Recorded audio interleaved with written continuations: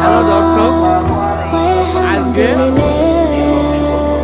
যশোর জেলা চৌগাছা মাঝালি গ্রাম, এখানে মাহফিল অনুষ্ঠিত হচ্ছে।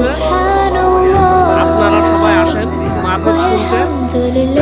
সবার মাহফিলের দাওয়াত, প্রচুর পরিমাণে লোকজন। দর্শক, এখানে প্রচুর পরিমাণে লোকজন। দর্শক আসেন আপনারা সবাই মাহফিল শুনতে।